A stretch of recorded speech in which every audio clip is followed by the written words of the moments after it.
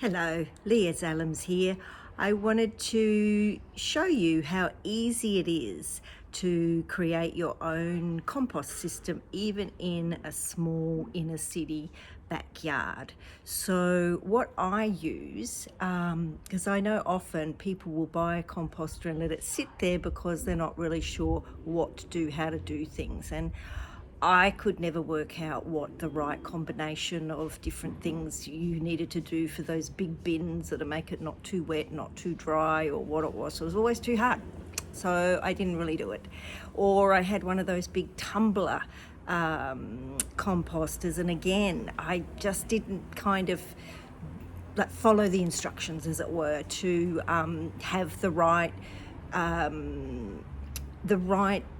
things to put in it so that it would then actually decompose properly, and ended up being just one big horrible smelly mess, wet mess in there that I put on the garden anyway, and it was probably all right, but it wasn't ideal. But here in the inner city, let me show you what I use these days, and I've been using it for some months now, and that is this desktop composter here. So as you can see, it's about 20 litres, I suppose, and it works on an anaerobic system.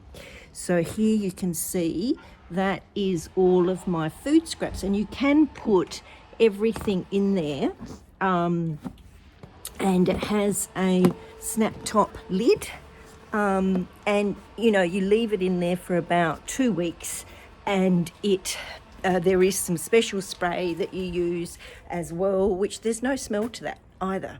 So you let it sit there and it starts the decomposition process. But basically the good news is that it doesn't smell, and it then is more ready to be decomposting properly with the worms and all the microbes in the soil when you go to dig it in. So I'm going to dig it in now, but before I do, while that's sitting there full for 2 weeks, just getting ready to be dug in, I have a separate bucket. Now, instead of spending the $50 or $60 to get the second one of these, I just got a normal 20-litre bucket. And as you can see, that's pretty full with the last sort of week or 10 days worth of food scraps. Now again, it says you can put really anything in there. I don't put meat scraps in because I find it's the meat scraps that really attract the rodents. So I'm going to show you how easy it is to dig it in. I have a corner of my garden here, which you can see, beautiful green luscious little terrace garden here, but it's this corner here which I leave about a square metre, I suppose, where I'm going to dig in the compost. So I have one on either side of the terrace here. So my other side is here. So this side has been sitting for quite a few months. I don't know if you can see that very well, but that then is ready to just take the top layer of that and just sprinkle it over the garden, and it certainly supports any kind of composting or extra fertilizer that you might be using. So let me show you how easy it is now to dig this in. Can you see that? Oh, let me see. Okay. Gloves on.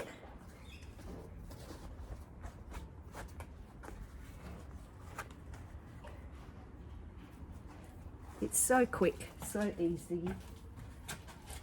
Spade.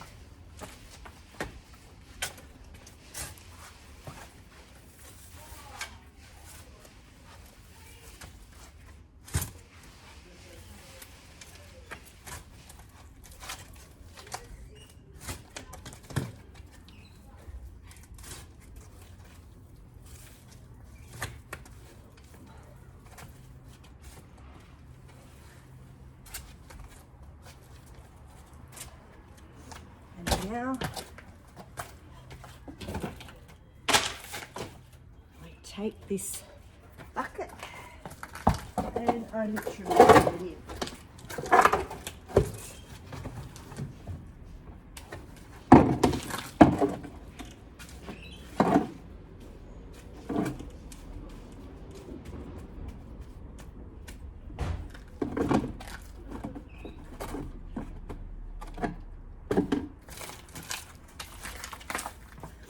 So I'll just show you what it looks like.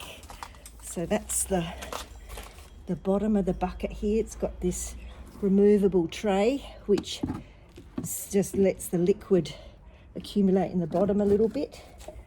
And this is the incredible compost that now I will put that soil over the top of this and let this sit for some months, and then that too will degrade beautifully with the worms and the microbes and be ready to just, you know, pour into the garden and use as compost. So I will now take this bucket and simply hose it out to get rid of any, you know, just to start afresh.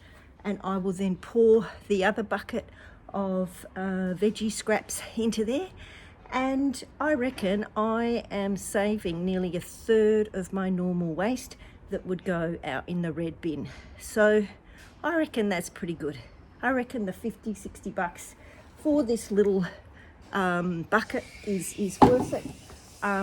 Because it has the airtight lid, that's probably the biggest benefit, as opposed to a normal bucket where that's not airtight, but it's still fine if that's all you want to get started with.